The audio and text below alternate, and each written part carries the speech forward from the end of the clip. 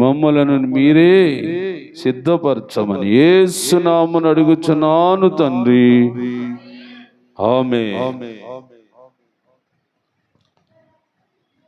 కూర్చోండి అందరూ.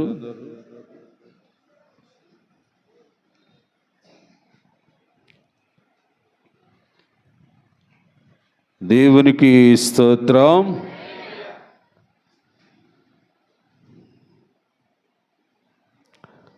ప్రభునందు ప్రియమైన దేవుని బిడలారా, ప్రజలారా, తోటి విశ్వాసులారా, మీ అందరికీ యేసు నామములో వందనాలు తెలియపరుస్తున్నాను.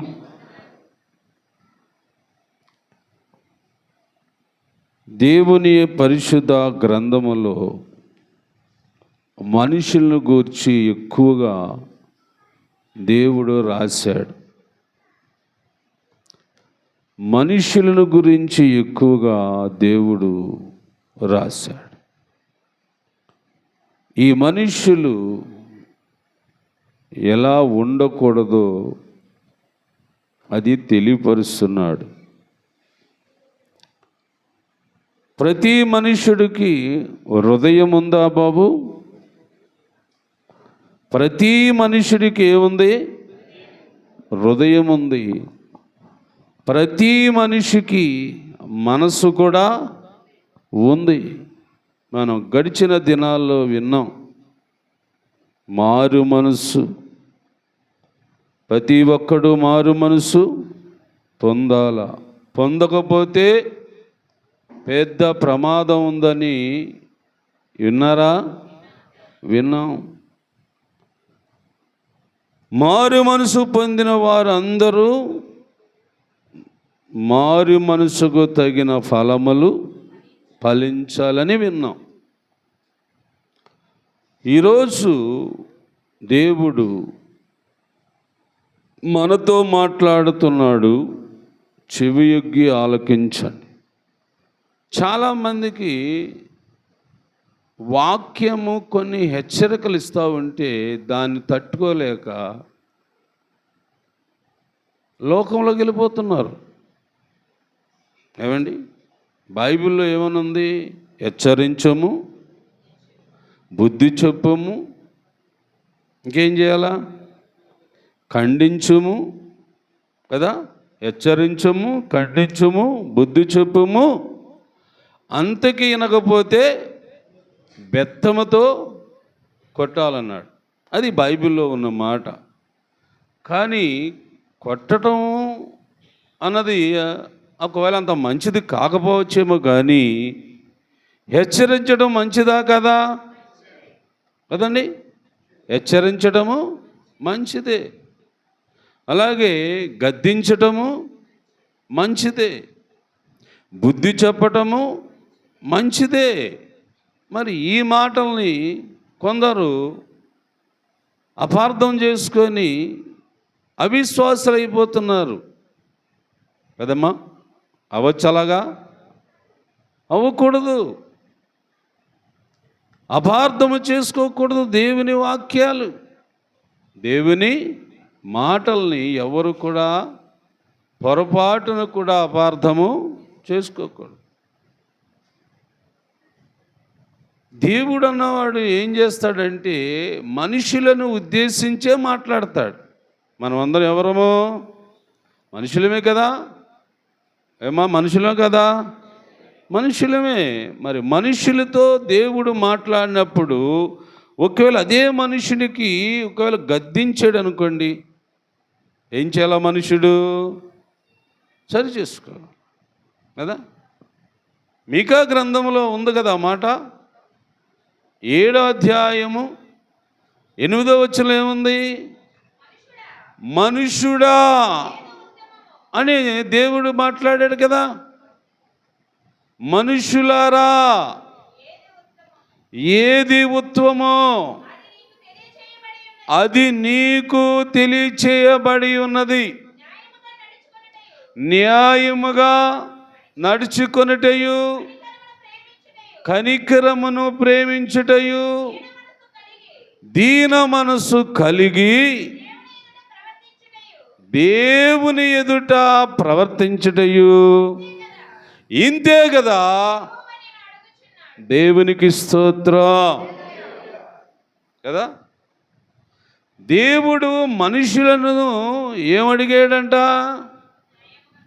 న్యాయంగా నడుచుకోండి బాబు, కనికరమును ప్రేమించండి అయ్యా, దీన మనస్సుతో మీ దేవుని ఎదుట ప్రవర్తించండి, ఇంతే కదా మీ దేవుడు అడుగుతుంది. ఇలాంటి దేవుడు ఎక్కడైనా ఉన్నాడండి? ఏమన్నా? ఎక్కడా లేడు. ఉన్నవారు అందరూ కూడా ఏదో ఒక పొరపాట్లు చేసినట్లుగా సమాజంలో మనం చూస్తూ ఉంటాం. కానీ మనము పూజించే దేవుడు, ఈ భూమిని ఆకాశమును సృష్టించిన సృష్టికర్త అయిన దేవుడు అంటాడు, మనుషులారా మనుషులారా ఎందుకు మీరు పాడైపోతారు? ఎందుకు మీరు చెడిపోతున్నారు? ఎందుకు మీరు నాశనం అవుతున్నారు? నేనేం కోరుచున్నాను? న్యాయము, కనికరము, దీన మనసు కలిగి ఉండండి అనే కదా నేను కోరుచున్నాను. దేవుడు ఎంత గొప్పవాడండి. విద్య లేకపోయినా, ఏవండి, చదువు లేకపోయినా, ఏవండి, నీకేమీ చేత కాకపోయినా దేవుడు పేరు పెట్టి పిలుస్తున్నాడు. మనుష్యుడా, మనుషులారా, మానవులారా, నరులారా. దేవుని పిలుపులు కదా ఈ సామెతల గ్రంథములో ఏమనున్నాడు? మానవులారా అని పిలిచాడు కదండి. మీకా గ్రంథంలో ఏమని పిలిచాడు? మనుషులారా అని పిలిచాడు. కీర్తన గ్రంథంలో ఏమని పిలిచాడు? నరులారా అని పిలిచాడు. ఈ మూడు మాటలు ఎవరు పిలిచినవంటే దేవుడు పిలుస్తున్నాడు. నరులారైనా, మానవులారైనా, మనుషులారైనా, ఈ మూడు పదాలు నీకే, ఈ మూడు మాటలు నీకే, నాకు, మనకే దేవుడు మాట్లాడుతున్నాడు. మనుషులతో, మానవులతో, నరులతో. అండి, తూర్పు దిక్కు మొదలుకొని పనమడు దిక్కునున్న, ఉత్తరము దక్షిణము దిక్కున భూనివాసులందరితో దేవుడు మాట్లాడుతున్నాడు. కానీ మనుషులే మారిపోతున్నారండి. మనుషులు ఏమైపోతున్నారు? ఎందుకని మారిపోతారు మనుషులు అంటే, మనుషులు ఎందుకు మారిపోతారో బైబిల్లో చూద్దామా? ఏం బాబు, బైబిల్లో చూద్దాం. మనుషులు ఎందుకు మారిపోతారు? తిమోతికి రాసిన పత్రిక 3వ అధ్యాయము చూడండి ఒకసారి. తిమోతికి రాసిన పత్రిక 3వ అధ్యాయము 1వ వచనం. ఏనయా, జాగ్రత్తగా వినాలి. 2వ తిమోతి అనుకుంటా, చూడండి ఒకసారి. 1 తిమోతి కదా మీరు చదువుతుంది.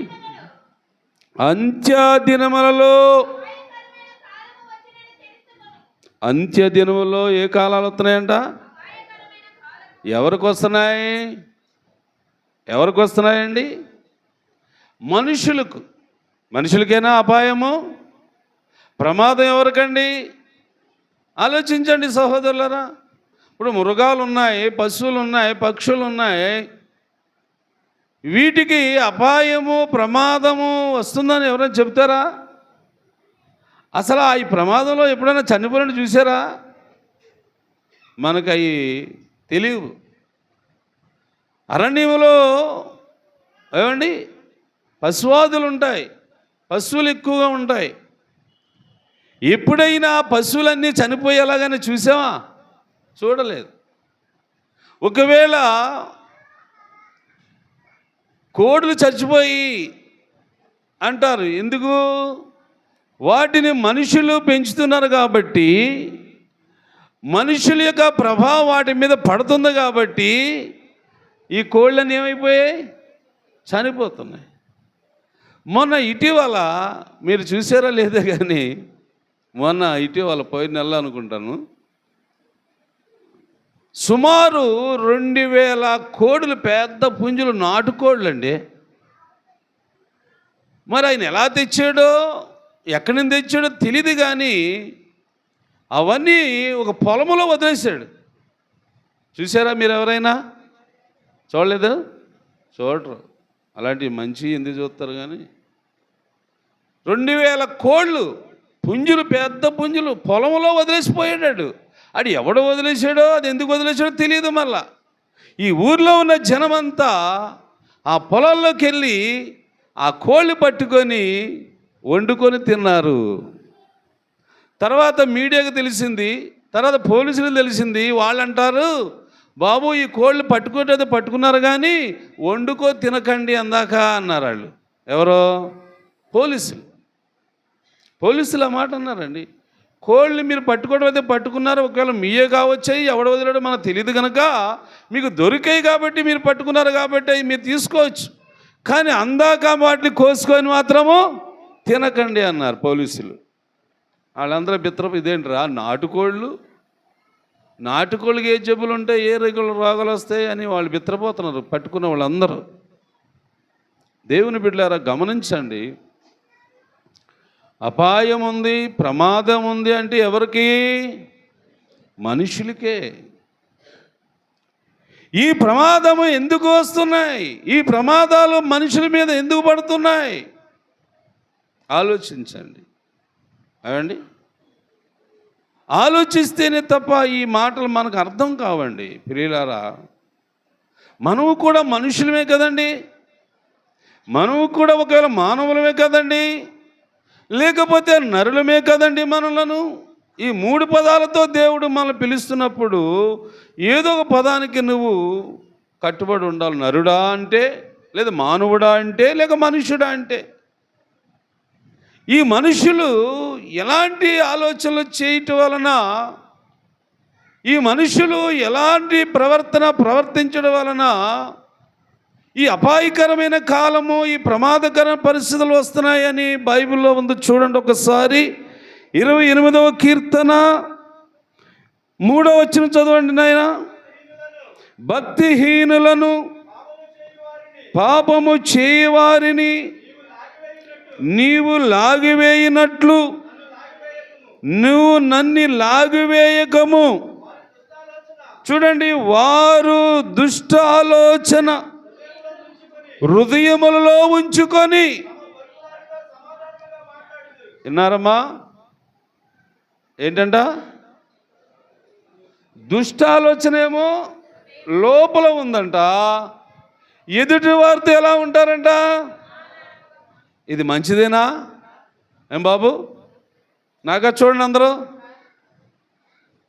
కొందరు చూడట్లేదు, ఏమనుకుంటున్నారు కానీ నాకాసి కాదు, వాక్యం వైపు చూడండి. వాక్యం కదా వినపడుతుంది. వాక్యాన్ని వినటానికి కళ్ళు దాని మీద పెట్టండి, నా వైపు కాదు. వాక్యం వైపు మీ కళ్ళు, మీ చెవులు, మనసు ఉండాలి. ఈ 3 ఉంటే నీ హృదయంలో ఏదుందో దేవుడు చూపిస్తున్నాడు కదా, దాన్ని మనం ఏం చేయాలా? ఏం చేసుకుంటే మనకు మంచిది? ఇది వాక్యం చూడండి. ఏమండి, దుష్ట ఆలోచన హృదయములో ఉంచుకొని తమ పొరుగు వారితో సమాధానముగా మాట్లాడుతున్నారు. వారు క్రియలను బట్టి, వారు దుష్ట క్రియలను బట్టి వారికి ఏం చేస్తాడు దేవుడు? ప్రతీకారం. అంటే ఏంటి? ప్రమాదం, అంతేనా? అపాయం, లేక నష్టం. ఎవరికి? దుష్టక్రియలు హృదయములో పెట్టుకొని సమాధానంగా మాట్లాడుతున్నారు చూడండి, వారికి దేవుడు ఏం చేస్తాడంట? ప్రతీకారము చేస్తాడంట. మరి మన హృదయాలు, మనము హృదయము కలిగి ఉన్నామా లేదా? కలిగి ఉన్నాం. మరి హృదయములో దుష్టాలోచన ఉండొచ్చా? ఉండకూడదు. అందుకే ఇర్మియా గారు ఒక మాట మాట్లాడినట్లుగా గ్రంథంలో ఉంది. ఇర్మియా గ్రంథము 17వ అధ్యాయము 9వ వచనం చూడండి. ఇప్పుడు ఆ మాటను బట్టి 17వ అధ్యాయము 9వ వచనం, ఏం బాబు? హృదయము ఎలాంటిదంట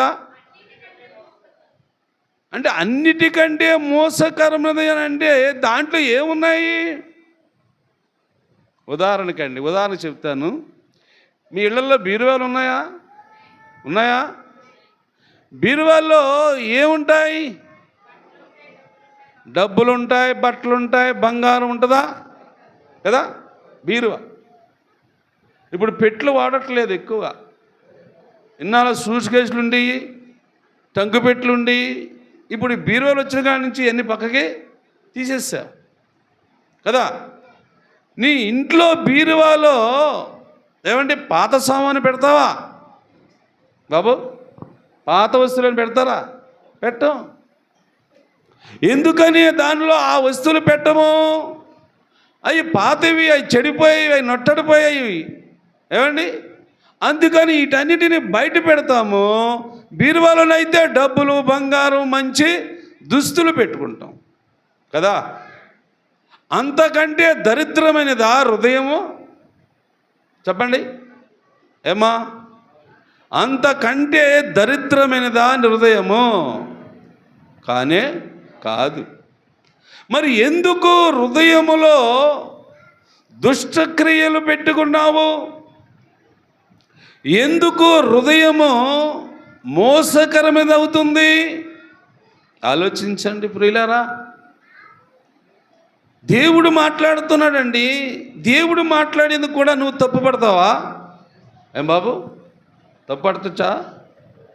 పట్టకూడదు. తప్పు పట్టొచ్చా? తప్పు పట్టొచ్చా? పట్టకూడదా? ఎందుకని? దేవుని వాక్యం కదా ఇది. మనుషులను ఉద్దేశించి మాట్లాడే దేవుడు. మనుషులకు హృదయమును పెట్టాడు, మనుషులకు మనస్సు పెట్టాడు. ఈ మనస్సు, ఈ హృదయమును ఎప్పుడు దేవుడంట పరిశీలన చేస్తాడంట. ఎందుకు? హృదయము విశాలముగా ఉంటే, హృదయము తేటగా ఉంటే, హృదయములో వాక్యం ఉంటే ఆ మనిషిని దేవుడు ఆశీర్వదించటానికండి దేవుడు మాట్లాడుతున్నాడు. మరి అదే హృదయములో దుష్క్రియలు ఉంటే, దురాలోచనలు ఉంటే ఆ హృదయము ఎలాంటిదని ఇర్మియా గారు చెప్పాడు. ఏమండి? అన్నిటికంటే మోసకరమైనది హృదయం అంటండి. అంటే అందులో ఏమి పెట్టి ఉన్నారు? ఇప్పుడు మోసకరమైన హృదయం అని చదివాం కదా బైబిల్లో. అంటే దానిలో ఏమున్నట్లు చెప్పాలి? అర్థం అవ్వలేదా మీకు? హృదయము మోసకరమైనది అని చదివారు కదా మీరు ఇర్మియా గ్రంథములో. అంటే ఆ హృదయములో ఏం పెట్టావు కదా? కక్షలు, కలహాలు, అసూయలు, ఏమండి మత్తతలు, అల్లరితో కూడిన ఆటపాటలన్నీ పెట్టావు అంటున్నాడు దేవుడు. దేవుడు ఆ మాట అంటున్నాడండి. నీ హృదయములో కానీ నా హృదయములో కానీ ఏమి ఉండకూడదని దేవుడు చెప్తున్నాడో తెలుసా? హృదయములో ఏమి ఉండాలని చెబుతున్నాడో తెలుసా? ఇది మనం ఈరోజు తెలుసుకుంటున్నాం. ప్రియులారా, దేవుని మాటకి ఎవరు వ్యతిరేకించకూడదు. బైబిల్ అంతా దేవునిదేనా మందా? లేఖనాలన్నీ కూడా ఆయన రాయించడా, మనం రాసామా కదా? మరి చదివే లేఖనములన్నిటినీ మనం ఏం చేయాలా? ఏమండి? చదువుతున్న లేఖనాలన్నిటినీ ఏం చేయాలి? మనము పరిశీలనగా చదువుకుంటూ, ఏమండి ఇదిగో నీ హృదయములో దురాలోచనలు ఉన్నాయి, నీ హృదయం మోసకరమైనది అని దేవుడు చెబుతున్నప్పుడు నువ్వు పగ పెంచుకోవాలా? ఏమండి, నీలో పగ పెరగాల, ప్రేమ పెరగాల? ప్రేమ పెంచుకో. అంటే ప్రభువా, నాలో ఉన్న దుష్క్రియలు, నా హృదయములో ఉన్న నీకు విరోధమైనది ఏదైనా తొలగించు ప్రభువా. నా హృదయము విశాలమైతేనే తప్ప నేను దీవించబడలేను, ఆశ్రయించబడలేను అని నువ్వు తప్పనిసరిగా ఈ మాటలు పలుకాలి. ఈ మాటలు నువ్వు పలకాలి. ఇది దేవుడి సన్నిధి కాబట్టి నీవు మరొక ఆలోచన చేసుకోకూడదు. మందిరములో కూర్చున్నప్పటికీ కూడా ఎటో అటో పోకూడదు. నీ మనస్సు ఖచ్చితంగా దేవుని వాక్యం పట్ల ఉండాలి. నీకి బైబిల్లో చాలామందిని చూపిస్తాను. ఏమండి, వాక్యము సేవకులు బోధిస్తూ ఉంటే ఆ వాక్యం పట్ల ఎంత ఆసక్తి కలిగి ఉన్నారో బైబిల్లో చూపవచ్చు. కానీ మరి మీకు కూడా ఆ ఆసక్తి ఉంటే మీ హృదయములోనున్న ప్రతి కీడి, ప్రతి దోషము, ప్రతి పాపము అంత ఏమవుతుంది? పరిహరించబడుతుంది. అంటే మీ నోటి నుండి తీసివేయబడుతుంది. అప్పుడు మీ హృదయము విశాలముగా కనబడుతుంది దేవునికి. అప్పుడు దేవుడు తన వాక్యాన్ని నింపుతాడు మీ హృదయంలో. మీ హృదయంలో వాక్యం ఉంటే దేవుడు మీలో ఉన్నట్లా కదా బాబు? వాక్యము మీలో ఉంటే దేవుడు ఉన్నట్లా? దేవుడు ఎక్కడ ఆకాశంలో ఉన్నట్లు అంటారా? ఏమండి, అది బైబిల్లో ఉందా మాట? యోహాను సువార్త 1వ అధ్యాయం చదివినప్పుడు ఆ 2 పదాలు అక్కడ ఉన్నాయా? ఎలా ఉన్నాయి చదవండి ఒకసారి. ఆది యందు వాక్యముండును, వాక్యమే దేవుడు. ఇప్పుడు నేను మీ దగ్గరకు వచ్చాను. ఇప్పుడు మీరు వినేది ఏంటి? వాక్యమేనా? మరి వాక్యం వినేవారి దగ్గర ఎవరున్నారు? ఉన్నాడట్టేనా? మరి దేవుడు ఉన్నప్పుడు హృదయములో అసూయ ఉండొచ్చా? హృదయములో మోసం ఉండొచ్చా? హృదయములో కక్షలు ఉండొచ్చా? ప్రతి ఒక్కరూ హృదయం కలిగి ఉన్నాం కదండి. ప్రతి మనుష్యుడు హృదయం కలిగి ఉన్నాం కదా. నేను హృదయం కలిగి ఉన్నాను, నువ్వు హృదయం కలిగి ఉన్నావు, ఇక్కడ ఉన్నవారందరూ హృదయం కలిగి ఉన్నాం కదా. ఆ హృదయములో ఏం ఉండకూడదు అంటున్నాడు దేవుడు. ఏమండి, కల్మషాలు ఉండకూడదు. విశాలమైన హృదయం కలిగి ఉండాలి. నువ్వు అనుకోవాలా? ఏమండి, నువ్వు అనుకోవాలా? ఏమని అనుకోవాలా అంటే, నేను ఈరోజు మీకు చెప్తున్నాను, బాగినండి, లేఖనాల ద్వారా చూపిస్తున్నాను. సామెతల గ్రంథము 4వ అధ్యాయము 4వ వచనం చూడండి. అక్కడ ఏమనుందో? ఏమన్నాడంట? నువ్వు అనుకుంటున్నావా ఇలాగా? నువ్వు అనుకోవాలి. ఇప్పుడు వాక్యము బోధిస్తున్నాడు కదా దేవుడు. వాక్యము బోధించబడుతున్నప్పుడు ఆలకించే నేను, నువ్వు, మనమందరం కూడా ఏమనుకోవాలా? మీరందరూ చెప్తారా మాట? చెప్తారా? చాలా మంచి మాట చెప్పండి మీరందరూ. నేను పలుకుతాను, తర్వాత మీరు పలకండి. ఏమండి, ఆయన నాతో తన వాక్యమును బోధిస్తూ నా హృదయమనే పట్టుదలతో నా మాటలు పట్టుకోము కదా. ఏం పెట్టుకోవాలా? ఏ మాట? దేవుని మాట వాక్యపూర్వంగా చూపిస్తున్నాడు కాబట్టి నీ హృదయము, ఇదిగో నీ హృదయము, ఇదే కదా హృదయం అంటే. ఇదేనంటారు హృదయాన్ని, ఇదే అంటారు హృదయం. దీని కిందేమో గుండు ఉంటుంది. ఏమండి, ఈ పైదంతా ఖాళీ పలక, ఇది పైదంతా, ఈ గుండె పైన ఉన్నదంతా ఇక్కడి నుంచి ఇదంతా పలకలాంటిది. ఇదే హృదయం. మనస్సు ఇక్కడ ఉంటుంది, మెదడులో. బాగా ఆలోచించాలమ్మా. ఇప్పుడు నువ్వైనా నేనైనా అనుకోవలసినది ఏంటంటే, అతడు నాకు బోధించి నాతో ఇట్లనను ఏమన్నాడంటే, నా హృదయం అనే పట్టుదలతో నా మాటలను పట్టుకొని నిమ్ము అని నువ్వు అనుకోవాలా.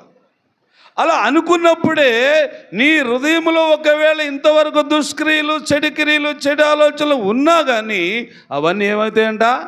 పక్కకి తొలగిపోతాయి. అప్పుడు నీ హృదయం విశాలమవుతుంది. నీ హృదయంలో ఇంకా వాక్యమే ఉంటుంది, కానీ ఇంక మరొకటి ఏది ఉండదు కదా. హృదయము నీకుంది, హృదయము నాకుంది. హృదయం కలిగిన మనుషులతో దేవుడు మాట్లాడుతున్నాడు. ప్రియులారా, దేవుని మాట్లాడేదంతా నీకు నాకు ప్రయోజనమా కదా? ప్రయోజనమే. ఏమండి, మీకు నాకు ప్రయోజనమే.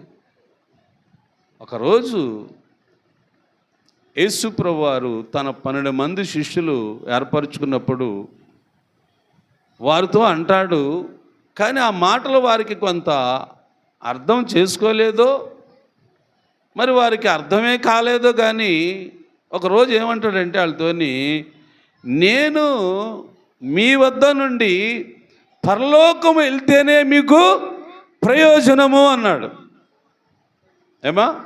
ఏమన్నాడ్రా? యేసుప్రభువు అన్నాడు, నేను ఇప్పటిదాకా మీతో ఉన్నాను కదా, నేను పరలోకం వెళ్తేనే మీకు ప్రయోజనం అన్నాడు. ఇదేంటి ప్రభువా, నువ్వు పరలోకం పోతే మాకు ప్రయోజనం ఏంటి? మేము దిక్కిమాలను అయిపోవా? మాకు ఎవరు ఉండరే? మాకు సరైన నాయకుడే ఉండడే? మేమందరూ అనాథలు అయిపోతామే అని వీళ్ళు బాధపడుతున్నారు. కానీ యేసుప్రభువు ఏమంటున్నాడు, నేను మీ దగ్గర నుంచి వెళ్ళిపోతేనే మీకు ప్రయోజనం. ఎలా ప్రయోజనం అవుతుందండి? ఇప్పుడు ఉదాహరణకి నేనున్నాను అనుకోండి, అవునా? ఇప్పుడు నేను మీ దగ్గర నుంచి నేను చనిపోతే మీకు ప్రయోజనం అంటే మీరు సంతోషిస్తారా, బాధపడతారా? అని బాధపడతారు కదా. దేంట్రా పాస్కర్ ఎట్లాగా అంటున్నాడు? మనల్ని విడిచిపెట్టిపోతాడు అంటున్నాడు ఏంటి? ఆయన పోతే ఎలాగా కదా? కొంచెం వాళ్ళ అబ్బాయి ఉన్నాడు అనుకో, కానీ కొంచెం చిన్నవాడు కదా, కుర్రాడు కదా, అరే ఆయన అంత అనుభవం లేదు కదా అంటారు అనుకోవా? దేవుని బిడ్డలారా గమనించాలి, అవునా? ఈ మాటని ఇంకోలాగా నేను ఆత్మీయంగా మీకు చూపిస్తాను. అంటే యేసుప్రభువు వారు ఆ మాట ఎందుకు అన్నాడు? 12 మంది శిష్యులతోనంటే యేసుప్రభువు వారు వారి దగ్గర నుంచి పరలోకం వెళ్తేనే పరిశుద్ధాత్ముడు వస్తాడు. గమనించండి, పరిశుద్ధాత్మ ఉంటే శిష్యులకు మేలా, లేక యేసుప్రభువు వారు ఉంటేనే మేలా? గమనించాలి, ఇది చాలా దూరమైన మాట ఇది కదా. యేసుప్రభువు వారు 12 మంది శిష్యులతో ఉంటే మేలా, లేక పరిశుద్ధాత్ముడు వస్తే మేలా? ఎందుకు? ఏమండి, 3.5 సంవత్సరాలు తిరిగారు కదా, తిరిగిన వారికి ఏమైనా అబ్బిందా? ఏం అబ్బలేదు. బాగా గమనించండి, ఏమి వారికి తెలియలేదు. యేసుప్రభువు వారు వారి దగ్గర నుంచి పరలోకి వెళ్ళిపోయిన తర్వాత పరిశుద్ధాత్మ అనుగ్రహించబడింది. పరిశుద్ధాత్మ అనుగ్రహించబడిన తర్వాత ఈ 12 మంది శిష్యులు, వారితో కలిసిన కొందరు స్త్రీలు ఇలాంటి ఒక మేడగదిలో కూర్చొని ఉన్నారు. కూర్చొని ఏం చేస్తున్నారంటే ప్రార్థన చేస్తున్నారు. యేసుప్రభువు వారు అనుగ్రహించిన ఆ పరిశుద్ధాత్మ వారందరి మీదకి దిగి వారిలోనికి రాలగా వారందరూ శక్తి పొందారు. యేసుప్రభువు వారు భూమి మీద ఉన్నంత కాలంలో శక్తి పొందారా? లేదు. ఏమంటే ఆయన చూసుకుంటాడు, ఆయన వెనకాల నడిచి వెళ్దాం, ఆయన ఏదైనా చెబితే చేద్దాం, ఆయన ఏదైనా పెడితే తిందాం అన్నట్లుగానే ఉన్నారు. కానీ ఏమండి, నిజముగా దేవుని బిడ్డలు ఈ మాటలు మనం గమనించాలి. నిజమండి ఇది. మీరు అనుకున్నట్లుగా ఉంటే ప్రయోజనం కాదు, వెళ్తేనే ప్రయోజనం. నేను వెళ్తేనే ప్రయోజనం మీకు కదా, నేను వెళ్తేనే మీకు ప్రయోజనం. అది ఒకవేళ మీరు సహించలేకపోవచ్చు, ఆ మాటని మీరు అంగీకరించకపోవచ్చు. ఎందుకు చెప్తున్నాడు ఈ మాట అంటే, నేను మీ వద్ద నుండి వెళ్ళిపోతేనే ఒక కొత్త బోధకుడు వస్తాడు. రాడా? ఎవరు వస్తారు కొత్త బోధకులు? మా అబ్బాయా? కాదు కాదు కాదు. పరిశుద్ధాత్మ దేవుడు నీకు నాకు మనకి అవసరమని ఆయన పంపించాడండి. అందుకే నువ్వు ఈ మాటలను గ్రహించాలి. అంతేగాని మా నాన్న ఉంటే మంచిది, మా అమ్మ ఉంటే మంచిది, మా తాత ఉంటే మంచిది, వాళ్ళు ఉండాలి ఇంకా బతికి ఉంటేనే మంచిది అనుకోకూడదు. వీళ్ళు వెళ్ళిపోతేనే నీకు అర్థమవుతుంది, వీళ్ళు వెళ్ళిపోతేనే నీకు తెలిసి వస్తుంది, వీళ్ళు వెళ్ళిపోతేనే నీకు ప్రయోజనము. అది దేవుడు చెప్తున్నాడు. అందుకని ప్రియులారా, నీవు హృదయం కలిగి ఉన్న వ్యక్తివే, నేను హృదయం కలిగి ఉన్న వ్యక్తిని. ఈరోజు మనం మన హృదయాల్లో ఒకవేళ ఉంటే అవి తొలగించుకోవాలని ఉంది కదా బైబిల్లోని. ఏం బాగుందా? ఏమండి, ఇప్పుడు చదివిన వాక్యంలో ఉంది కదా కీర్తనలోని, భక్తిహీనులు పాపము చేయవారిని నీవు లాగివేసినట్లు నన్ను లాగివేయకము, వారు దుష్టాలోచనలు హృదయములో ఉంచుకొని. బా, ఎంత భయంకరమండి బాబు ఇది. బాబోయ్, మనుషుల గురించి జాగ్రత్త పడాలి. అయితే ఏం చేసుకున్నారండి? చాలా డేంజర్ కదా, చాలా డేంజర్. ఇలాంటి వాళ్ళు హృదయములో దుష్టాలోచన పెట్టుకొని మనుషులతో సమాధానం ఎలా మాట్లాడతారండి? మనుషులతో సమాధానం మాట్లాడుతున్నది బైబిల్లో ఉంది. ఇలాంటి వారిని మీకు తెలుసా?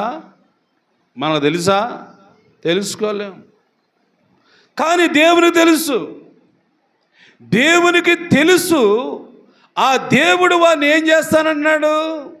లాగి బయట పారేస్తాడంట. దేవునికి స్తోత్రం. అదే జరిగిందేమో కదా.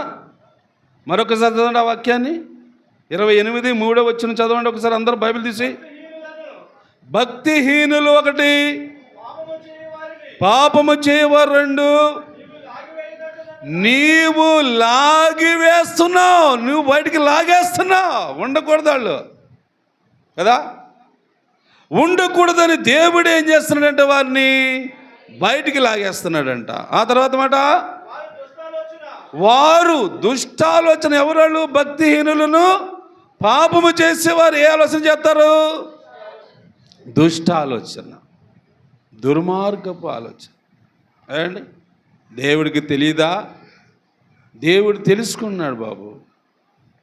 వారి క్రియలు ఎలాంటి క్రియలంట? దుష్ట క్రియలను బట్టి వారికి ప్రతీకారము చేయదు. చేసేడా లేదో ఒక వాక్యలో చూద్దామా? ఆదికాండములోకి వెళ్ళండి ఒకసారి. ఆదికాండము 6వ అధ్యాయము. అందరూ జాగ్రత్తగా చూడండి ఆ బైబిల్ని. ఆదికాండము 6వ అధ్యాయము 7వ వచనం అనుకుంటా. చూడండి ఒకసారి. అయ్యా, అప్పుడు యెహోవా, నేను సృజించిన నరులతో కూడా జంతువులను, పురుగులను, ఆకాశ పక్షులను భూమి మీద ఉండకుండా. ఏమండి, ఏం బాబు, ఎందుకు దేవుడు తుడిచేస్తారంటున్నాడని? ఏమండి, నరుల యొక్క హృదయ ఆలోచనలన్నీ చెడిపోయని కొంచెం పైన చదివితే ఉంటుంది. అదిగో చూడండి, నరుల యొక్క చెడుతనము భూమి మీద గొప్పదని, వారి యొక్క హృదయము యొక్క తలంపులన్నీ, ఊహ అంతయు కేవలము చెడ్డదని యెహోవా చూసి నరులను చేసినందుకు సంతాపనంది నొచ్చుకొన్నాడు.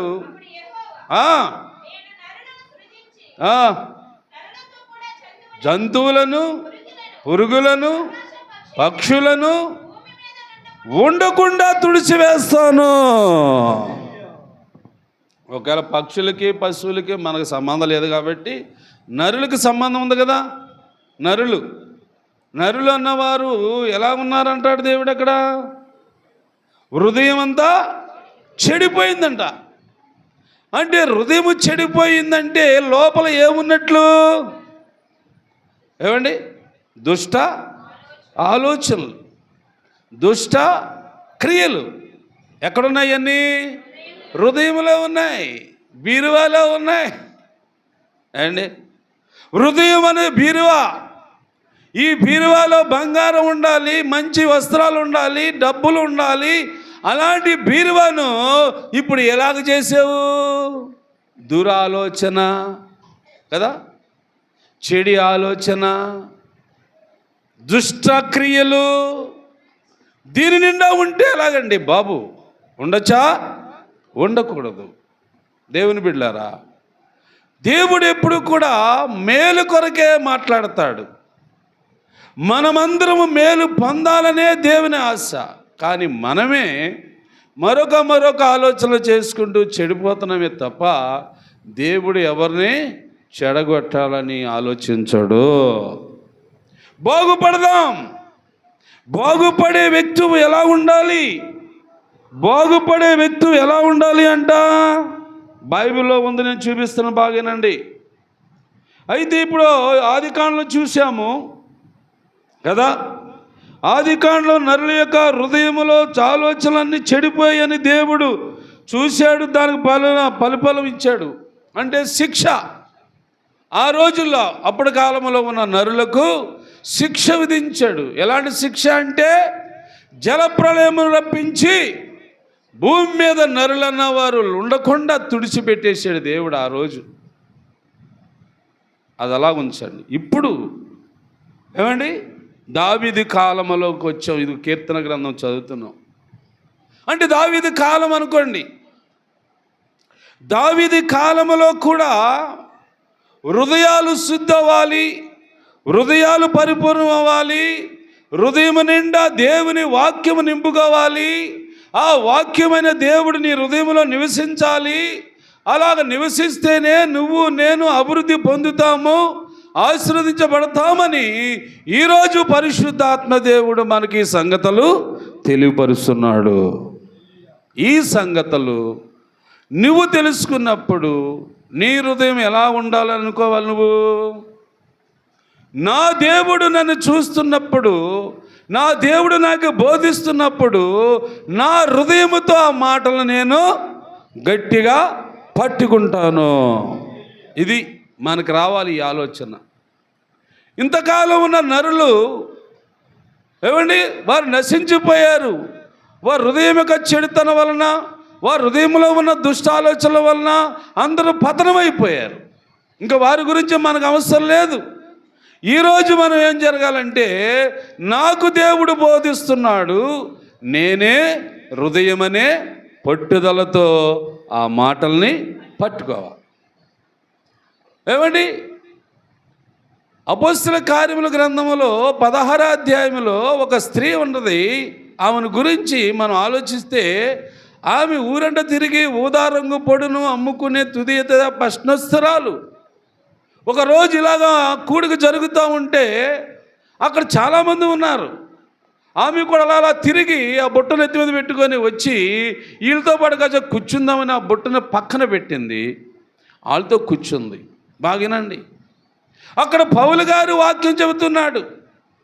ఏమండి, పరిశుద్ధాత్ముడు వాక్యం బోధిస్తూ ఉంటే ఏం జరిగిందంట? ఆమె హృదయము తెరుచును గనుక పౌలు గారు చెప్పిన మాటల యందు. మరి ఈ రోజుల్లో లక్ష్యం ఉంటున్నాయా? ఆడేం చెప్తాలే, ఇలాంటి ప్రసంగాలు టీవీలో రావట్లేదా? ఇలాంటి ప్రసంగాలు ఎన్ని చెల్ల వస్తున్నాయి, ఈయన వాక్యం వినాలేంటి అనుకునే వాళ్ళు చాలా డేంజర్, చాలా ప్రమాదం. సెల్లో వస్తున్నాయి, టీవీలో వస్తున్నాయి. ఇక్కడ కాదు, ఇంకొకడు అక్కడ ఉన్నాడు చెప్పేవాడు, బాగా చెప్పేవాడు అక్కడ ఉన్నారని ఇలా అనుకుంటారు. చూడండి, ఇది చాలా డేంజర్ అండి, చాలా ప్రమాదం అండి. ఆ రోజుల్లో చాలామంది ఉన్నారు వాక్యం చెప్పేవాళ్ళు. పేతురు గారు చెప్పేవారు వాక్యము, పౌలు గారు చెప్పేవాడు వాక్యము. ఏమండి, ఆ రోజు ఆ లూది అనే ఒక సహోదరి స్త్రీ ఏం చేసిందంటే, ఏ ఆలోచన పెట్టుకోలేదు. ఆయన చెబితే బాగుంటుంది, ఈయన చెబితే బాగుంటుంది, టీవీలో వచ్చే వాక్యం బాగుంటుంది, సెలల్లో వచ్చే వాక్యం బాగుంటుంది అనుకోలేదు. ఈరోజు నాతో పరిశుద్ధాత్ముడు మాట్లాడుతున్నాడు. అందుకు నేను ఆ వాక్యం మీద లక్ష్యం ఉంచాలా. వాక్యము దేవునిది కదా, మనుషుడు కాదు, దేవుని ఆత్మ మాట్లాడుతున్నది. అందుకు ఆ వాక్యం మీద నేను లక్ష్యం ఉంచాలని ఆమె అనుకోవటం వల్ల ఆమెకి ఏం జరిగిందమ్మా? ఆమె హృదయము తెరవబడింది. పౌలు గారు చెప్పిన వాక్యాలన్నీ హృదయం నిండా నింపుకుంది. ఆ తర్వాత మరలా ఆమె బుట్టను ఎత్తి మీద పెట్టుకుని ఎండడు తిరిగిందా? ఏం బాబు, బుట్టను ఎత్తి మీద పెట్టుకుని ఊరడు తిరిగిందా లేదా?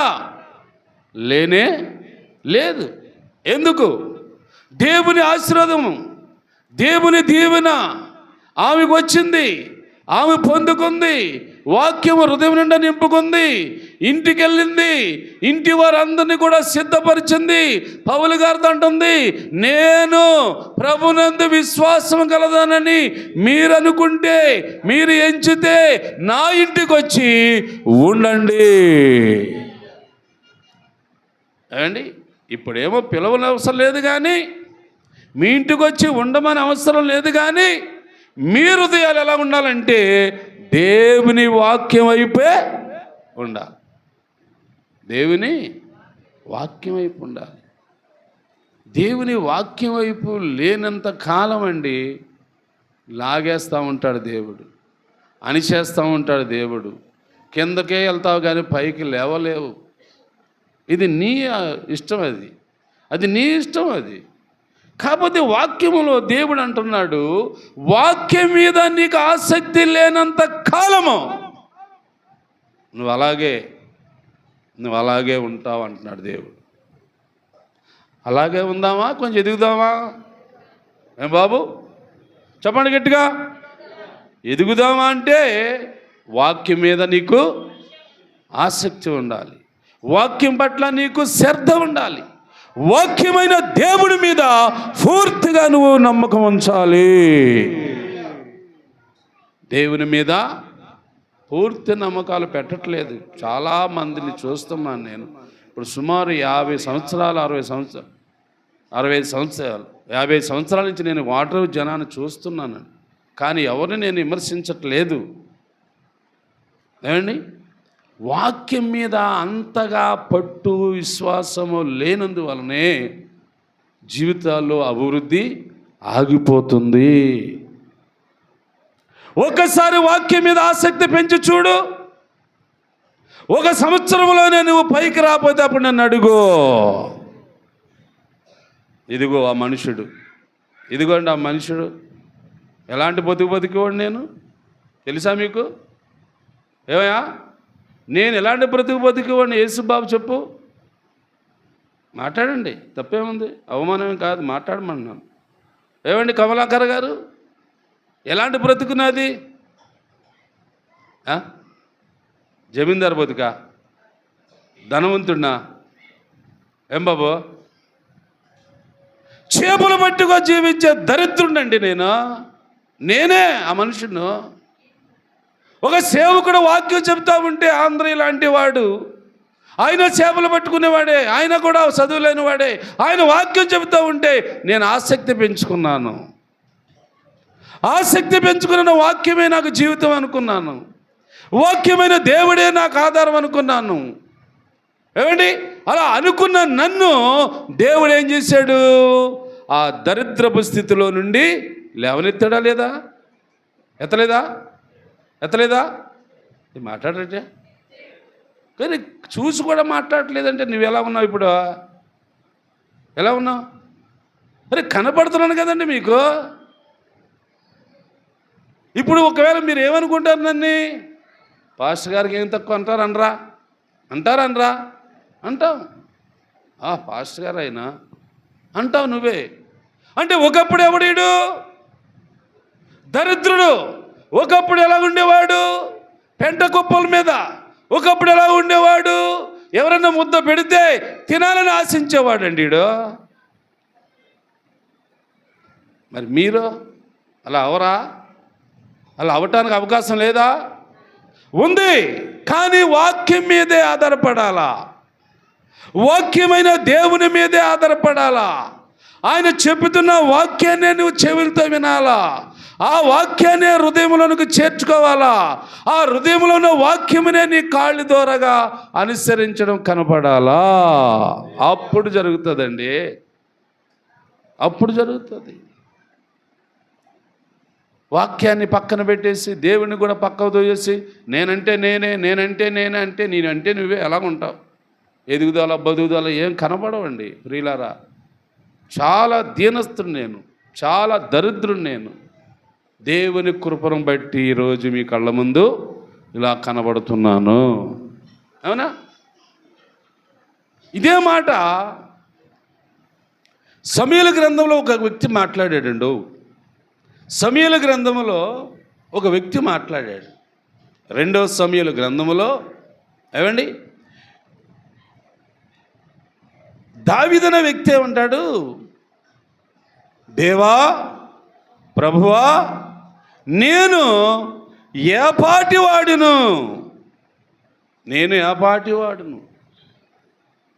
నువ్వు ఇప్పుడు చేసినదంతా కూడా ఏమండి అంటే యాపాటు వాడిని అన్నాడంటే ఏం చేసేవాడు? మొదట ఆయన గొర్రెలు కాసుకుంటూ ఆ బూడిదలో దూరిలోనో దొర్లాడుతూ ఉండేవాడు. నీళ్ళు ఉండే స్థానం లేదు, భోజనం ఉండేది కాదు.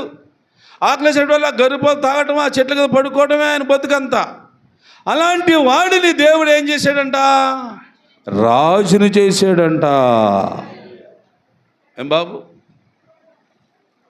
మరి ఈరోజు కూడా మీ కళ్ళ ముందు కనబడుతున్న నేను కూడా ఎలాంటి వాడినండి? అక్షరం లేదే కదా, అధికారము లేదే, అవునా, ఆస్తులు లేవే, అవునా, మరి దేవుడు నాకు కూడా కృప చూపాడా లేదా? దేవుడు అదే చెప్తున్నాడు, మీకు కూడా చూపుతాడు, మీకు కూడా ఇస్తాడు. వాక్యమైన దేవుని మీద మీ హృదయము మీ మనస్సు ఉండాలా.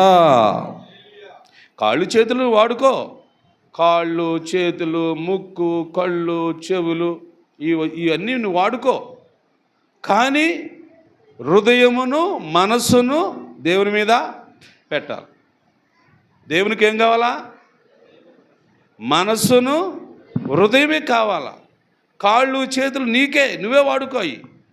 నీ కాళ్ళు, నీ చేతులు, నీ ముక్కు, నీ కళ్ళు, నీ చెవులు అన్నీ నీకే వాడుకో. నువ్వే. దేవుడు అడుగుతున్న వాటిని మనం కొంచెము ఆయన కొరకు సిద్ధపరచుదాము. ఆయన కొరకు సిద్ధపరచాలి. ఆయనలో ఒక మంచి మేలు మనం పొందుకోవాలి. ఆయన మీదే నేను ఆధారపడాలి. చూడండి 28వ కీర్తన 7వ వచనం చూడండి. ఇప్పుడు బాగా వింటున్నారా? ఎవరంట నీకు? యెహోవాయే నాకు ఆశ్రయము, నా కేడేము, నా హృదయము. దేవునికి స్తోత్ర. ఇప్పుడు ఈ మాట కూడా చెప్తారా మీరు? ఏమ్మా చెప్తారా? చెప్పండి. యెహోవాయే నా ఆశ్రయము, ఆయనే నా కేడేము, ఏమండి, నా హృదయము దేవుడైన యెహోవా మీద నమ్మిక ఉంచాను. ఆ తర్వాత బైబిల్ చదవండి మీరు. ఎవరి వల్ల? అవునా కదా? అంటే నీ హృదయము ఎవరి మీద ఉండాలా? దేవుని మీద ఉండాలా? దుష్క్రియల మీద ఉండాలా? దేవుని మీద ఉంటేనే కదండి దీవిస్తాడు. దేవుని మీద ఉంటేనే కదండి ఆశించబడతాము. దేవుని కొరకే కదండి మా హృదయాన్ని తెరిచిపెట్టాలి. దేవుని వాక్యము హృదయం నిండా ఉంటేనే కదండి మనం అభివృద్ధికి వస్తాము. అండి దేవుని మాట, దేవుని వాక్యము వినేవారిని దేవుడు ఏం చేస్తాడు? యెషయా గ్రంథము 26వ అధ్యాయం 12వ వచనం చూడండి బాబు. యెషయా గ్రంథము 26వ అధ్యాయము 12వ వచనం. యెహోవా, దేవునికి స్తోత్రం. దేవుడు ఏం చేస్తాడంట అని ఎవరు చెబుతున్నారు? చెప్పండి. దేవుడా? కాదు కాదు కాదు, దేవుడిగా చెబుతుంది. అంటే దేవుడు చేసిన వాటిని ఒక వ్యక్తి చెబుతున్నాడు. అంటే దేవుని మీద తన హృదయాన్ని పెట్టి దేవుడు చెప్పే వాక్యమంతా హృదయంలో నింపుకొని ఆ వాక్యమైన దేవుడు చెప్పింది అనుసరించిన వాడు ఏమంటున్నాడంటే, నీవు మాకు సమాధానము స్థిరపరిచావు. రెండవది, నిజముగా మా పక్షముగా నిలబడి మా పనులన్నిటినీ దేవునికి స్తోత్రం చెప్పండి. ఎంత చక్కని ఏమండి అవకాశం అండి దేవుని బిడ్డలారా. దేవుడు నీకు సమాధానం. రెండో మాట ఏంటి? ఆ దేవుడే నీ పక్షం నిలబడి నీ పనులన్నిటినీ సఫలము సఫలము సఫలం. నీ ఏ పని చేసుకున్నా పర్వాలేదు, సఫలము దేవుడు చేస్తాడు. ఏ వ్యాపారం చేసుకున్నా పర్లేదు, దేవుడు సఫలం చేస్తాడు. నీవు ఏ చిన్న ఉద్యోగం చేసినా పర్లేదు, దేవుడు సఫలము చేస్తాడు కదా. ఒకప్పుడు నాతోటి పిల్లలు ఉండేవాళ్ళు. ఎంతమంది అంటే సుమారు 15 మంది అన్న పిల్లలు ఉండేవాళ్ళు కదా కుపారా. పిల్లలు పనులు లేవు, స్కూల్కి వెళ్ళడం, రావటం, తినటం, చర్చిలో కూర్చోవడం, ఇదేనా? అలా అలా అలా అలా పెరిగారు. ఏమండి, పెరిగిన వారికి దేవుడు ఏం చేశాడు తెలుసా? వారు అనుకున్న పని ఏం చేశాడు? సఫలపరిచడం లేదా? ఏమండి, అలాగ సఫలం అయిన వారు, ఇదిగో మన కుప్పారా ఒకడు, అదిగో మీ ముందున్నాడు యేసుబాబు, అదిగో కుప్పారా. అలాగా 15 మంది పిల్లలు ఉండేవాళ్ళు నా దగ్గర. మరి అప్పుడు మీ దేవుడు మీ పక్షముగా ఉన్నాడా లేదా అంటే ఉన్నాడు. మీ పనులన్నీ ఏం చేశాడు? సఫలం చేశాడా లేదా? అభివృద్ధి పరిచాడా లేదా? ఆలోచించండి. ఈ 10 మంది పిల్లలు ఏమండి అంటిపెట్టుగా ఉండేవారు నన్ను. నేను క్షణం కనబడకపోతే ఏదో పోగొట్టుకున్నట్లుగా వాళ్ళు అల్లాడిపోతూ ఉండేవారు. నేను కూడా ఆ పిల్లలతో కలిసిపోయి వాళ్ళు ఎక్కడ కూర్చుంటే అక్కడ కూర్చుండేవాడు నేను. ఏమండి, ఏం స్కూల్కి వెళ్ళేవాళ్ళు, అక్కడ చదువు అయిపోయింది కదా ఇంటికి వచ్చేవాళ్ళు, అన్నం ఏదో కద్దుకుంటే తినేవాళ్ళు, వచ్చి మళ్ళీ ఎక్కడ కూర్చుండేవాళ్ళు, 5 గంటలకు మళ్ళీ నా దగ్గరకు వచ్చేవాళ్ళు. నేను ఎక్కడ ఉండేవాడిను? చర్చి దగ్గర ఉండేవాడు. అక్కడ మొదటి చర్చి కట్టినాం.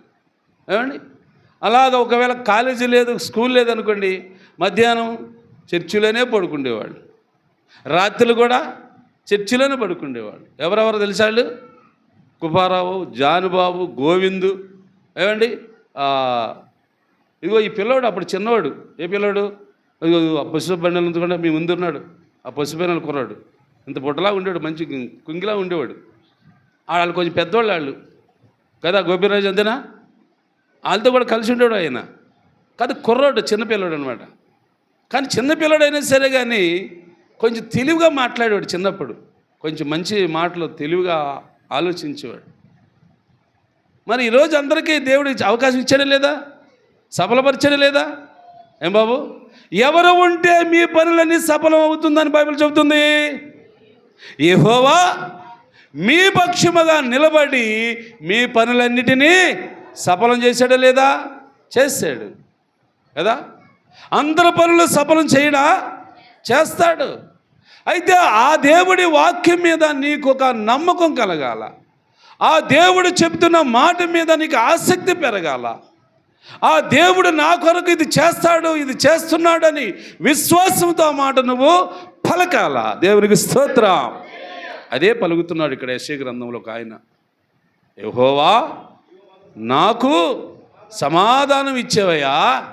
రెండవది, మా పక్షము నిలబడి మా పనులన్నిటినీ సఫలం పరిచేవయ్యా. యెహోవా మా దేవా, నీవుగాక ఇంకెవరు లేరు. ఎవరు లేరంటే ఏమండి, బైబిల్లో ఉంది, నేను తప్ప వేరొక దేవుడు మీకు ఉండకూడదు. మనకు ఉన్నారు ఇంకో దేవుడు? ఉన్నాడా? ఇంకో దేవుడు ఉన్నాడా? లేడు. వాళ్ళకి ఉంటే ఉండవచ్చు, నీకు మాత్రము లేడు. ఏకైక దేవుడిని నమ్ముకున్నావు. నమ్ముకున్న నీవు నమ్మకంతో ఉండు, దేవుడే నీ పక్షముకు వచ్చేస్తాడు. ఎవరు రారు? మీ అమ్మ బాబులు వస్తారా? రారు. మీ అన్నదమ్ములు వస్తారా? రారు. ఏమంటే మీ స్నేహితులు వస్తారా? రారు. మీ పాస్టర్ గారు వస్తాడా? రాడు. వచ్చేది ఎవరు? దేవుడు నీ పక్షముగా ఉంటాడు, నీ కుడి పక్కన నీడగా ఉంటాడు, నీ ముందర నడిచేది నీ దేవుడైనా యెహోవాయే. నీ మార్గములన్నిటిని ఏం చేస్తాడు? సరళం. ఎప్పుడది? ఎప్పుడు బాబది? హృదయము నిండా వాక్యమును కలిగి, ఆ వాక్య ప్రేరేపణతో నువ్వు నడిపించబడుతూ ఉంటే వాక్యమైన దేవుడే నీ అంటే నడుస్తాడు. నీ అంటే నడుస్తాడు. నీ ఎంట నడవాలి అంటే వాక్యము నీలో ఉండాలా? అమ్మా సహోదరులు, మీరు కూడా ఆలోచించండి, స్త్రీలు కూడా. దేవుడు మీ ఎంట నడాలంటే మీలో ఏముండాలా? వాక్యం కనబడాలా. ఎవరికి? మీ దేవునికి. నాకు కాదు, మాకు కాదు కనబడుచుకొచ్చింది. మీరే మీ దేవునికి కనబడండి. ఇదిగో ప్రభువా, నా హృదయంలో వాక్యం పెట్టుకున్నాను, ప్రతి లేఖనము నాకు తెలుసు, చూడకుండా చెప్పేస్తాను, చూడకుండా చదివేస్తాను.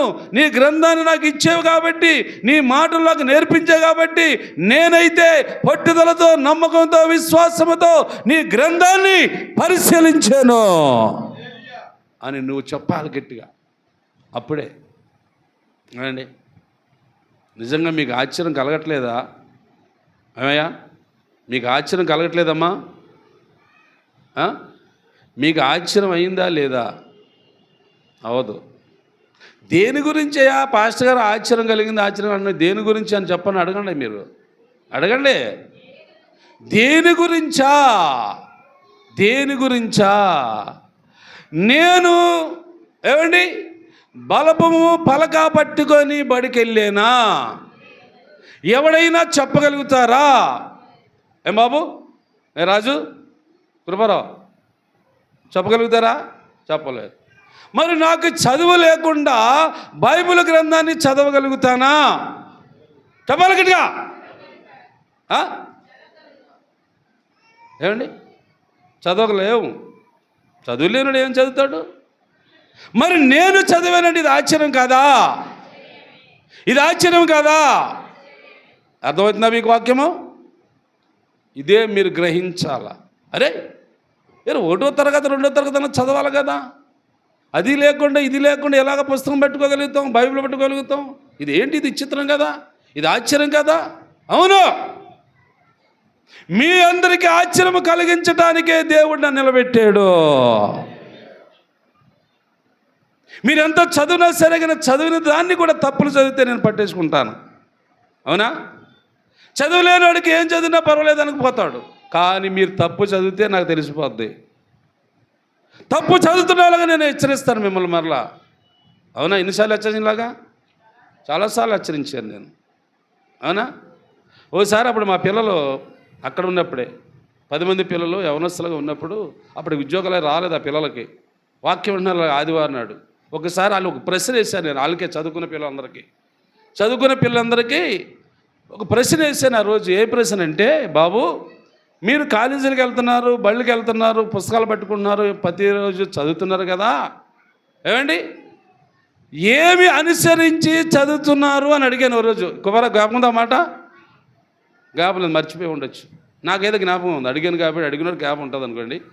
ఒకరోజు అందులో పెద్ద కోదండరావు ఉన్నాడు, చిన్న కోదండరావు ఉన్నాడు, ఏమండి జాన్బాబు ఉన్నాడు, మన కుమారావు అందరూ ఉన్నారు.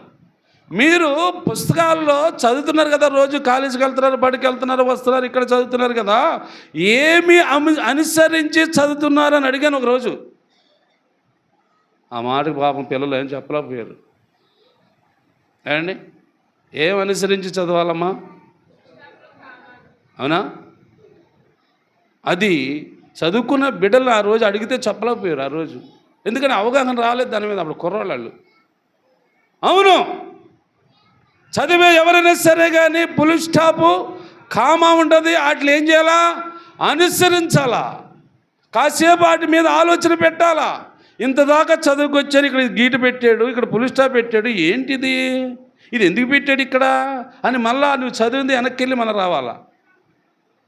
ఎందుకంటే అక్కడ పాయింట్ నీకు అర్థం అవ్వాలంటే వాటిని అనుసరించాలా. చదువుకునే పిల్లల గురించి చెప్తున్నానండి, అలాగనే మీరేం బాధపడకండి దేవుని బిడ్డలారా. మీకు అందరికి ఆశ్చర్యం కావాలా. అవును, ఆయనకి ఏమీ లేదు, ఏమీ లేనుడు ఎలాగ వాక్యం చెబుతాడు, ఇది ఎలా జరుగుతుందండి. అధ్యాయాలు చెబుతాడు, వచనాలు చెబుతాడు, మళ్ళీ చదువుతూ ఉంటే తప్పులంటే పట్టుకుంటాడేంటి ఈయన. అది ఆశ్చర్యం కదా, ఆశ్చర్యమే నిజంగా. అది దేవుని మీద ఎంత నమ్మకం పెడితే ఈ కార్యం జరుగుతుంది, దేవుని మీద ఎంత ఆధారపడితే ఈ పని జరుగుతుంది. ఏమంటే నేను దేవుని కొరకు ఎన్నిసార్లు ఎంత కాలము కన్నీళ్ళు కార్చి ప్రార్థించి ఈ కార్యం జరిగిందో తెలుసా మీకు? అది నాకే తెలుసు, అది నా వరకే తెలుసండి, మీకు తెలియకపోవచ్చు. దేవుని బిడ్డలారా, దేవాతి దేవుడు మనందరికీ ప్రయోజనకరమైన సంగతులే చెప్తున్నాడు. ప్రతి మనుషుడు ఏం కలిగి ఉన్నాడు? హృదయము కలిగి ఉన్నాడు. కానీ ఆ హృదయములో ఏముండకూడదు అంటున్నాడు దేవుడు? దుష్ట ఆలోచనలు ఉండకూడదు. ఏమండి? చెడు ఆలోచనలు ఉండకూడదు. మరి ఏ ఆలోచన ఉండాలి? వాక్యమనే ఆలోచనకు పోవాలి, దేవుని ఆత్మని ఆలోచనలకు పోవాలి, దేవుని మీదే పూర్తిగా ఆనుకొని జీవించాలి. అప్పుడు నువ్వు ఏ పని చేసినా ఏమవుతుందంట? సఫలము అవుతుంది. నువ్వు చిన్న వ్యాపారం చేసుకున్నా సఫలమే, నువ్వు పెద్ద వ్యాపారం చేసుకున్నా సఫలమే, నువ్వు చిన్న ఉద్యోగం చేసుకున్నా సఫలమే, నువ్వు పెద్ద ఉద్యోగం చేసినా సఫలమే. దేవుడు చేసుకెళ్తాడండి. నువ్వు కాదు పనిని సఫలం చేసేది, దేవుడు నీ గురించి చూసుకుంటాడు. నీ మీద ఏమండి దృష్టి పెట్టాడు దేవుడు. నీకేదో ఒక గొప్ప మేలు చెయ్యాలని దేవుడు ఆశిస్తున్నాడు. అందుకని అమ్మలారా, అయ్యలారా, మీరు ఈ వాక్యాల మీద ఆధారపడండి. మన భవిష్యత్ అంతా వాక్యమే మీద ఉందండి. మనం బాగుపడాలి ఈ భూమి మీద అంటే, మన అభివృద్ధి పొందాలి ఈ భూమి మీద అంటే, మన బాధలు తీరాలి ఈ భూమి మీద అంటే నీకు వాక్యమే అవసరము. వాక్యాన్ని ఎంతకాలం నువ్వు పెడచవని పెడతావో, ఎన్ని సంవత్సరాలు వాక్యాన్ని అర్థం చేసుకోకుండా జీవిస్తావో అక్కడ నీకు అభివృద్ధి కనబడదు, సఫలము అవ్వదు.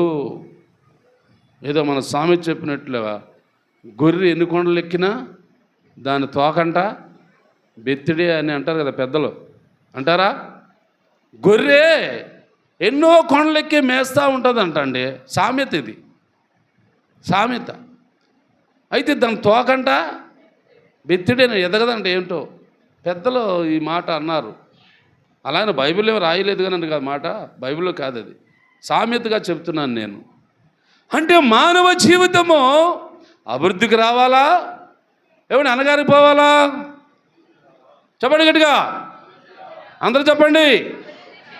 అభివృద్ధికి రావాలా, అభివృద్ధికి వెళ్తూ ఉండాలా, అభివృద్ధికి వెళ్తూ ఉండాలి. అందుకు దేవుడు నీకు సహాయము చేయాలి. నీకు దేవుడు సహాయం చేయలేందే నీకు అభివృద్ధి రాదు, అభివృద్ధి జరగదు. దేవుడు సహాయపడితేనే నీకు అభివృద్ధి.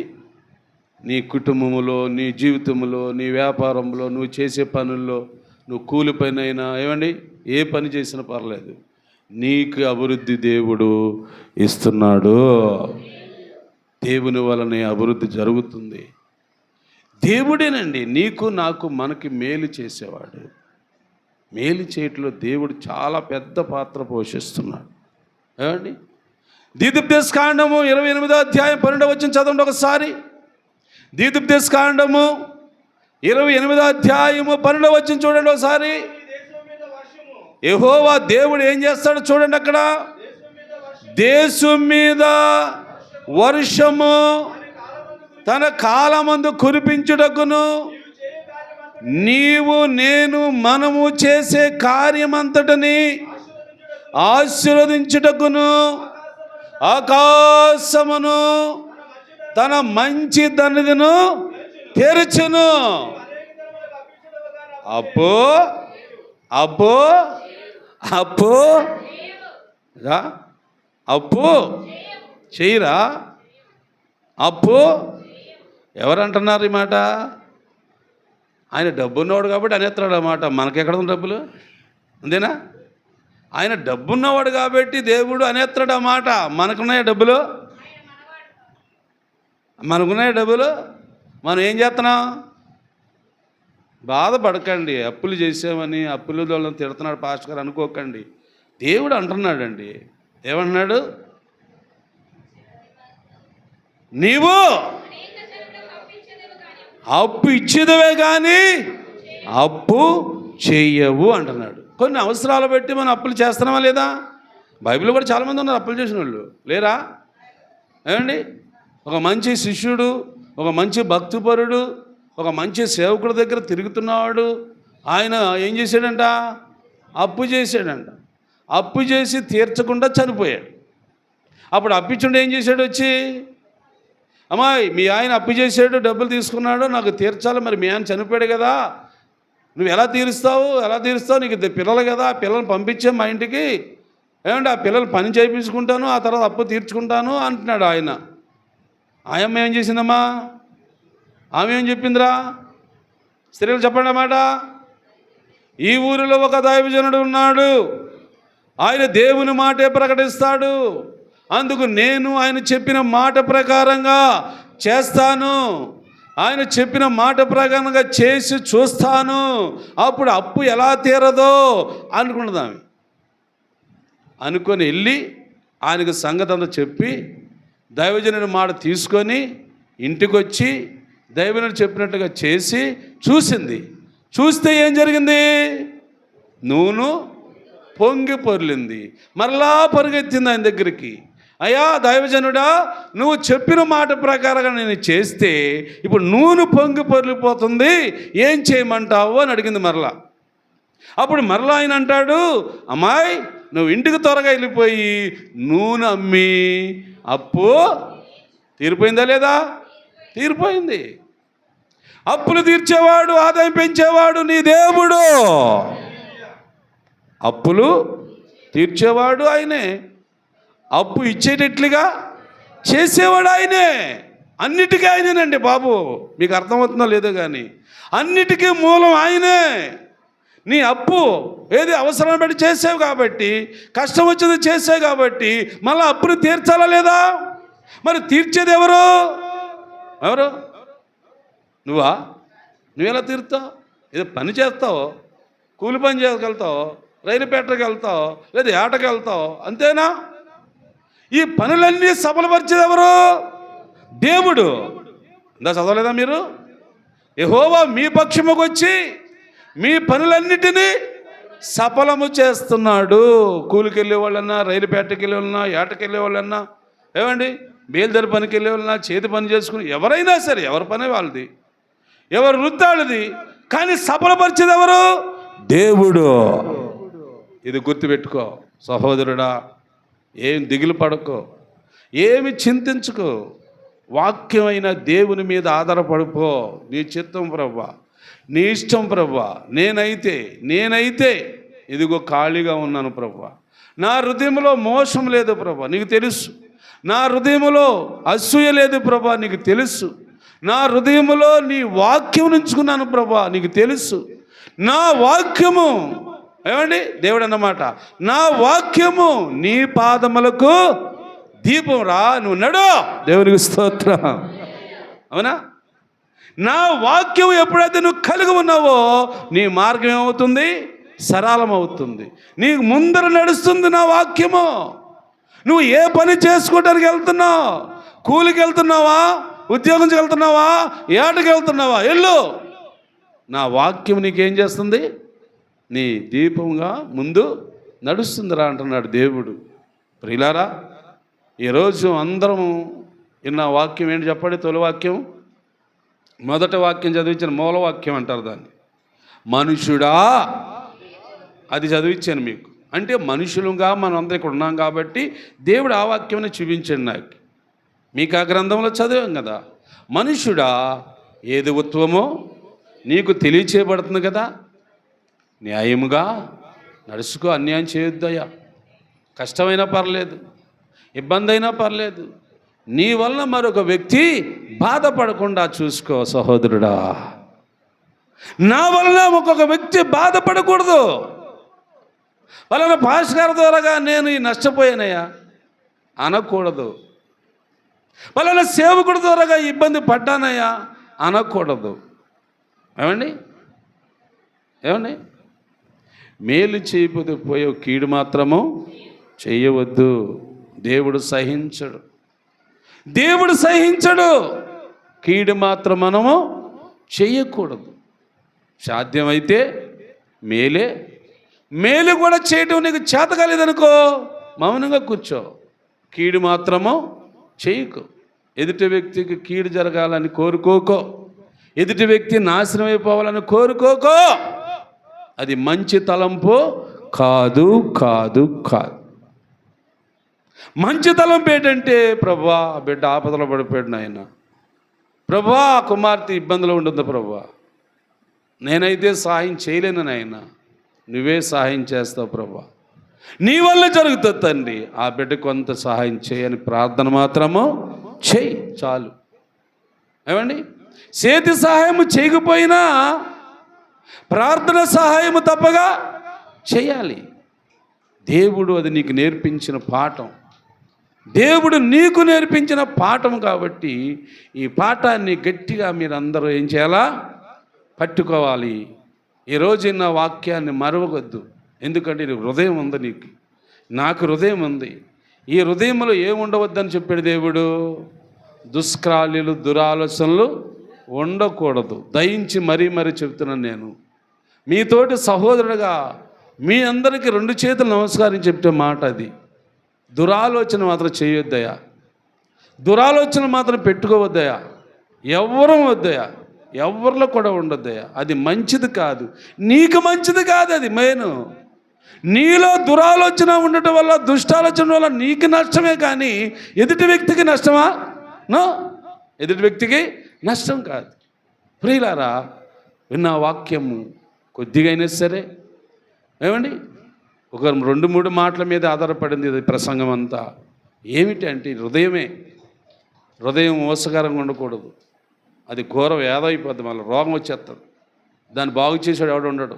హృదయంలో కానీ ఘోరమైంది అనే ఆలోచన వచ్చిందంటే ఏదో ఒక వ్యాధి సోకేస్తుంది, శరీరం అంతా కుళ్ళిపోద్ది, నువ్వు ఏం ఆరోగ్యంతో ఉండలేవు. దయించి వాక్యమైన దేవుడు నీకు చెప్పాడు కనుక ఆ వాక్యమైన దేవుని గౌరవించి, ఆ వాక్యమైన దేవుని మాటలకు విలువిచ్చి, ఆ వాక్యాన్ని నీ హృదయంలో నీ మనసులో పెట్టుకొని మనసారా ప్రార్థన చేయి. ప్రభు అయిన దేవుడే నిన్ను నన్ను దీవించునుగాక. ఈ వాక్యమును మన వినికిడిలో దేవుడు బలపరచునుగాక. సాక్ష్యం ఏదైనా ఉంటే రండి త్వరగా. సాక్ష్యం, దేవుడు చేసిన మేలు ఏదైనా చెప్పాలనుకున్నా, లేక మీరు మొక్కుకొని ఆ మొక్కులు చెల్లించుకోవాలనుకున్నా, ఇలాంటి విషయాలన్నీ బైబిల్లో ఉన్నాయి కాబట్టి అవి నేను కూడా చెప్తున్నాను. లేవు కదా, మొక్కులన్నీ తీరిపోయాయి. ఓకేనా? ఓకే. దేవుని కొరకు మేలు పొందలేదు ఎవరను. ఓకే, అయితే అందరు లేచి నిలబెడదాం, కానుక సమర్పణ చేసుకుందాం.